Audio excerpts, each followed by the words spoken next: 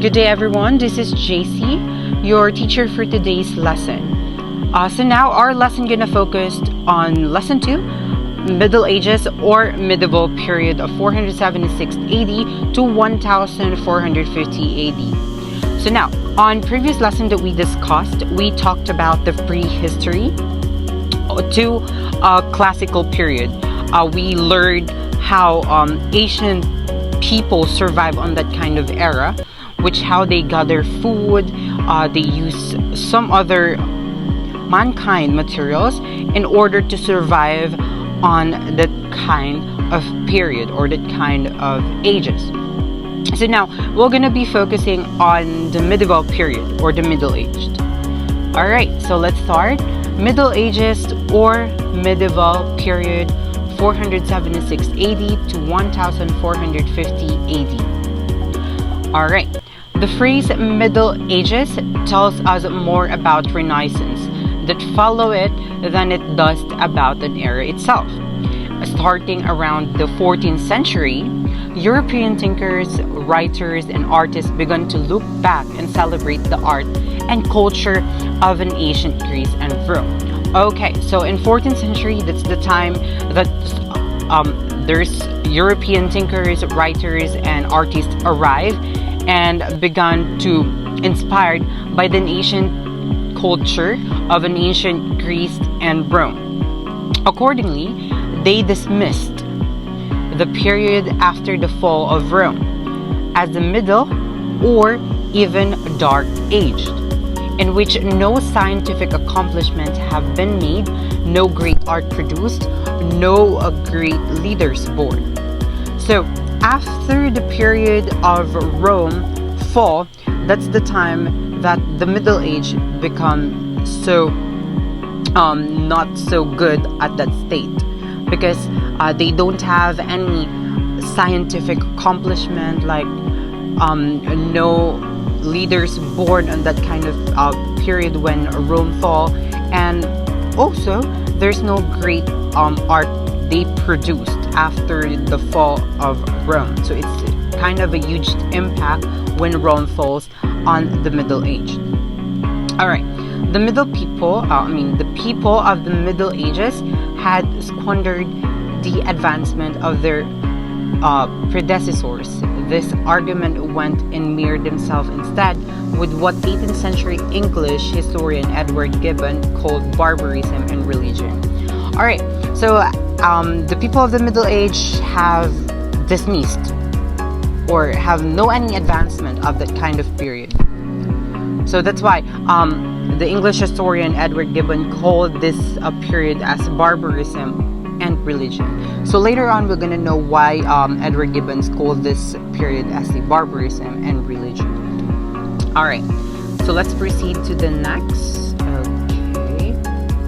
The Catholic Church in the Middle Ages.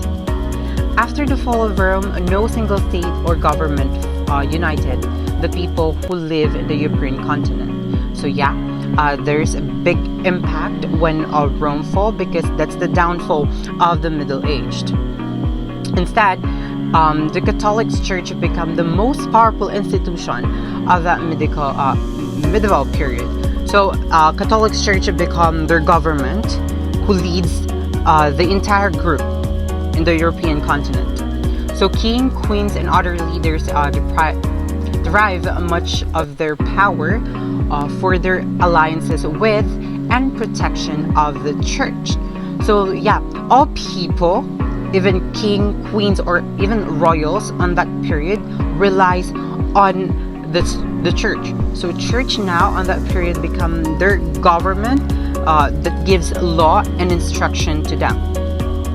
Okay, in 800s CE, for example, Pope Leo XI named the Frankish king Charlemagne the emperor of the Romans, the first since that emperors fall more than 300 years before.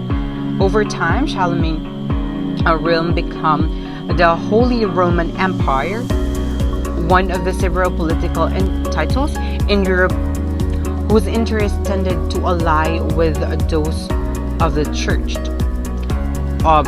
ordinarily, people across Europe have a tithe on 10% of their earnings each year to the church, and the same time the church was mostly exempt from taxation. These policies helped it amassed a great deal of money and power. So yeah, when Frankish king Charlemagne became the emperor or the king of a European continent, he focuses on church. He focuses on how to empower church. So that's why they proclaim a law or a policy that 10% of the ownership of people needs to give to the church. So that's what they call tithe. So people ought to give to the church as their, well, what they call that, as they offer to the church. That's why church also exempt on any taxation that happenings on that continent. So that policies helped it to amass a great deal of money and power, especially to the church. All right, let's proceed. The Middle Ages, the rise of Islam. Meanwhile, the Islamic world was growing larger and more powerful. All right, on this period, Islam becomes more larger and powerful based on the territories that they have or they conquered. After the Prophet Muhammad's death in 632 CE, Muslim armies conquered large part of the Middle East, uniting them under the rules of a single caliph. Okay, its height and medieval Islamic world was more than 3 times bigger than all the Christendom.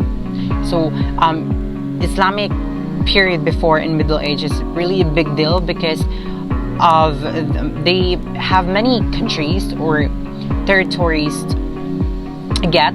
That's why their power becomes bigger and bigger, and especially their spaces become bigger than bigger from the other continent or country.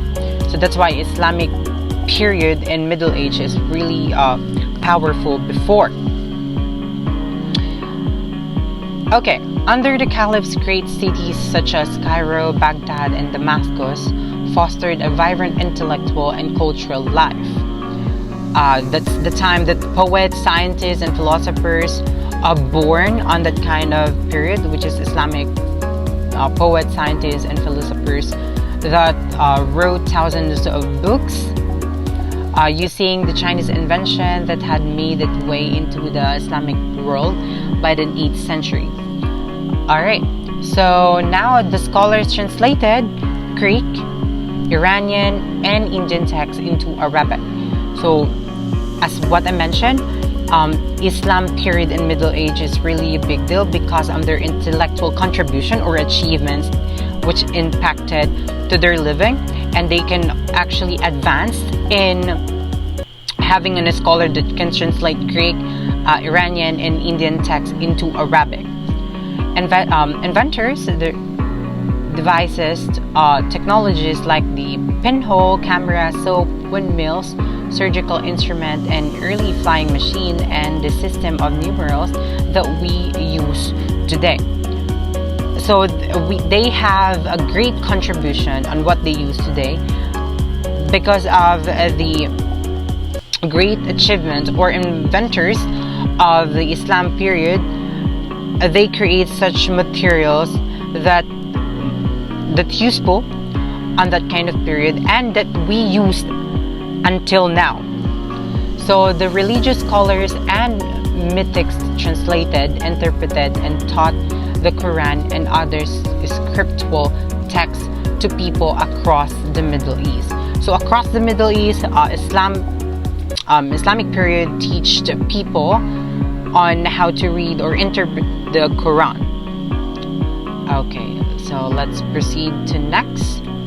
The Crusades.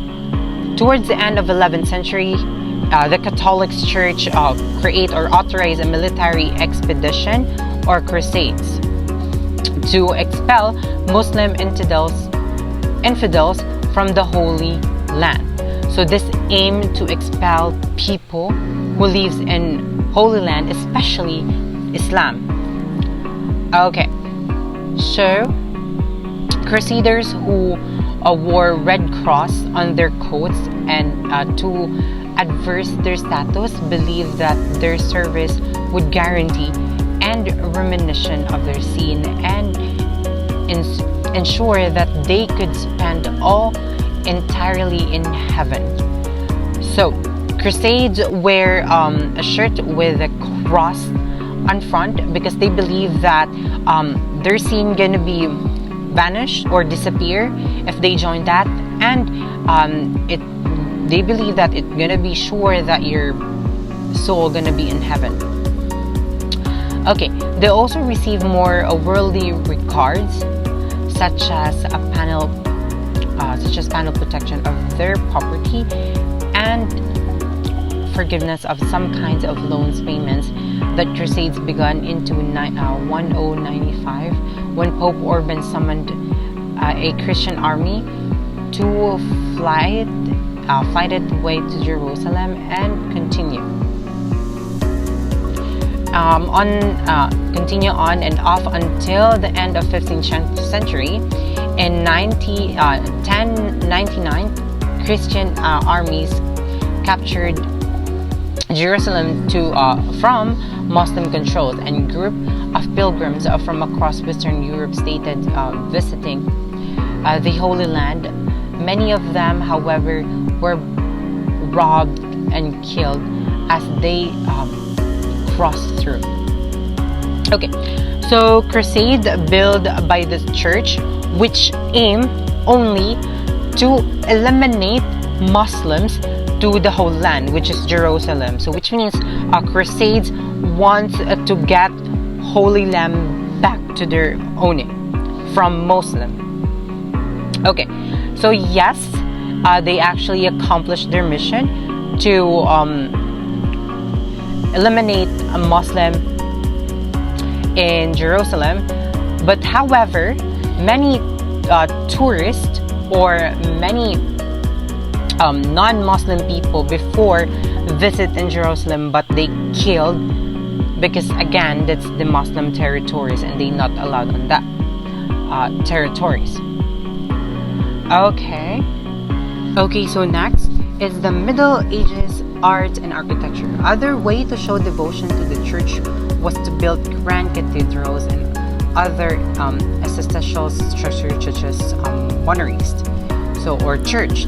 Cathedrals were the largest buildings in the medieval Europe, and they could be found at the center of the town and cities across the continent. Between the 10th and 13th centuries, the most European cathedrals were built in the Romanesque style. Romanesque cathedrals are solid and substantial. They have rounded masonry arches and barrels vaults supporting the roof, thick stone walls, and a few windows. So as you can see on the picture, that's the Romanesque cathedral. It's like an old palace or old cathedrals before. Okay, around 1200, the church builders began to embrace the new architectural style known as the Gothic. Gothic structures such as the Abbey Church of Saint Denis in France and the rebuilt Canterbury cathedrals in England have a huge stained glass windows, pointed vaults, and arches, a technology developed in the Islamic world, and spears and flying buttresses. Okay, as you can see on the picture, so that's the example of Gothic structure. It's more nice than the Romanesque style because this Gothic structure is more complicated and most elegant. So yeah, it composed the windows has glasses on it, and it's actually composed of pointed vaults and arches, as you can see there. Alright, so let's proceed. In contrast to a heavy Romanesque building, Gothic structure seems to be almost weightless. Medieval religious art took another form as well. the frescoes and mosaic decorated churches' interiors, and artists painted devotional image of the Virgin Mary, Jesus, and the saints. So they decorated it with frescoes and mosaics. As you can, like for example, the image of Jesus Christ with composed or built using some beads or some small stones. That's the example of mosaic.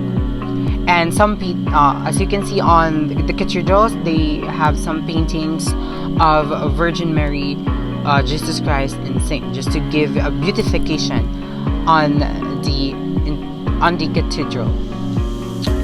All right. So next is the early Middle Ages. So the early Middle Ages began with the fall of the Roman Empire and ended in early 11th century. So its art encompasses vast and divergent forms of media.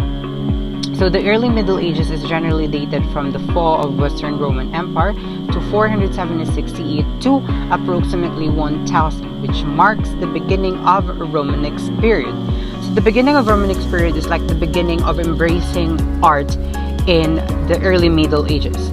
So they includes now the major art movement periods, like the embracing national and regional arts, like any genres, and revivalist art. So like generally accepted any forms of art such as the early Christian art, migration period art, Byzantine art, and insular art. What else? Romanesque art, Gothic art, and many more aesthetic style that happens on that period. Alright, population decline, relocation to the countryside, invasion and migration began in the late antiquity and continue in the early Middle Ages. So still population decline, some invasion, migration is still existing it still actually began in early Middle Ages. So the large-scale movement of the migration period, including the various Germanic peoples, formed new kingdoms in the remain of the Western European Empire. In the West, most kingdoms incorporated the few extant Roman institutions. Monarchies were founded, and campaigns to Christianize pagan Europe continued. So still, even though there's a migration period happen on the early Middle Ages, still monarchies fulfill their duty, which to centralize Christianity in entire Europe country. Okay, the Franks under the Carolingian dynasty briefly established a Carolingian empire during the late 8th and early 9th century. So the migrated Carolingian people actually form a Carolingian dynasty in the entire 9th century in Europe, as well as the Germanic people who also make kingdom in the remain of the Western European Roman Empire. Okay, so next. As literacy declined and printed materials became available only to monks and nuns who copied illuminated manuscript, art became the primary period of communicating narratives, usually of the biblical nature. So, to the masses, conveying complex stories took precedence over producing naturalistic imagery, leading to the shift towards stylized and abstract figures for most of the early Middle Ages. So now, they're not actually, although the printed materials are only for monks and nuns, people in early Middle Ages actually use art as their communicating narratives. Alright. Okay, so abstraction and stylization also appeared in imagery accessible only to select communities, such as monks in remote Monterey is like a complex and Ledenspring off the coast of Northumberland, England. Monks and monasteries had a deep effect on the religious and political life of the early Middle Ages. Of course, monks or monasteries is actually their doctrines, their providers in guiding them, guiding people's life as their law. It's really impactful for most people in early Middle Ages. The existence of Christianity and the existence of monasteries. Okay, so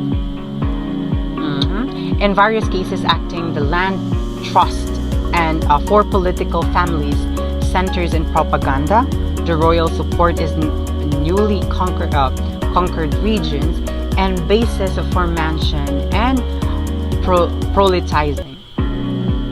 Okay, also monks became also an author, so they actually wrote some books including history, theology, and other subject written. So now we can actually see here that Christianity has became the basis of education in the early Middle Ages.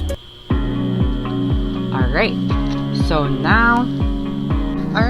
now let's proceed to the High Middle Ages. The High Middle Ages saw with the expansion of population with rough estimates of the increase from the year 1000 until 1347, indicating that the population of Europe grew from 35 to 80 million. So this time, the population of Europe become grower. From 35, it becomes 80 million. So they have an overpopulation in the state. So the exact causes of the growth remain unclear. Improved agricultural techniques, the decline of slaveholding, and more clement climate and the lack of invention have all been put forward. As much as 90% of European population remain the rural peasant. So 90% of the European population remain as a rural peasant. Many of them were no longer settled in isolated farm, but had gathered into small communities, until usually they known as miners and village. So the rest of the 90% is actually settled no longer in a isolated farm, but in the communities which they called manors or village. So these peasants were often subject to novel overlords and owe them rents and other service in the system of known as manorialism. There remain a few free peasants throughout this period and beyond. Okay, so some of the peasant is actually practicing the law of manorialism, which is it's like a political, economic, or social state that peasant need to render their descendant to the Lord. So meaning the Lord offers land to peasant, but they need to pay rent.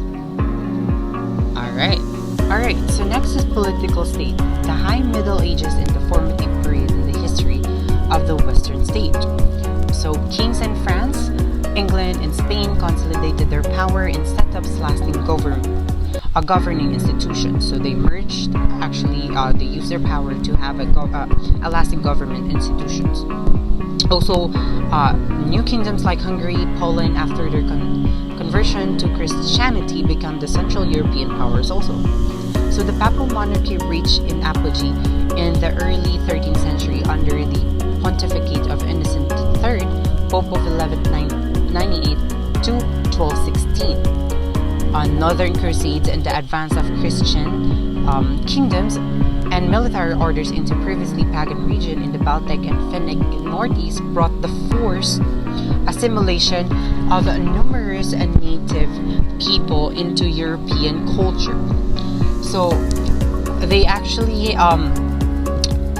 transform native people into their basic tradition to switch to European tradition or European culture.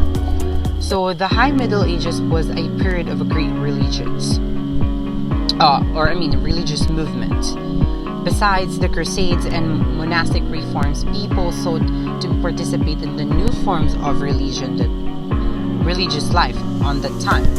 So new monastic orders were formed, including the Carthusians and the Cistercians. So when we say the new monastic orders on that period, it is like an international movement of lay people and professional religious who seeks the inspiration from the Christian monastic tradition. So Christian monastic tradition includes what they call Carthusians. Carthusians is like following a rule in monastery, which is you need to separate with your family, so you're not allowed to see your family, and you need to be devoted in serving God. And Cistercians is actually following the rules of Saint Benedict. So that's it. That's how the political state, which is based on religion, emerged and fully developed in the High Middle Ages. All right. Okay, so next, the Late Middle Ages. All right. So the period known as the Late Middle Ages, 1300 to 1500, can also be considered the beginning of the Renaissance. So which had its roots in the changes that began to greater speed during those 2 centuries. Yet, there was plenty about this time that was truly medieval, and whereas some events pointed to the future and occurrences signal the end of an era. Among these were the upheaval created by the Black Death, They're going to explain that, in the 100 Years of War, and the decline of 2 institutions that had long dominated European life. The feudalism, which is a monarch can actually give his throne back for military service, and the papacy, which is a pope is like the leader of the whole European country or European state. So the pestilence and war. In 13th century Europe had about 100 million people. Then as a series of calamities struck, first Germany and other northern countries experienced crop failures from 1315 to 1317, and this resulted to a widespread of starvation and death. So in 1315 to 1317, there's when the calamities struck in Europe, that's the time that the crops or the availability of food is not available for everyone. For 100 million people, that's the time there's happened that people are dead because of starvation. Then in 1347, Europe was hit by one of the worst disasters in human history, an epidemic called the Black Death, sometimes called simply the plague. The Black Death killed between 25 and 45% of the European population. So now, what is Black Death?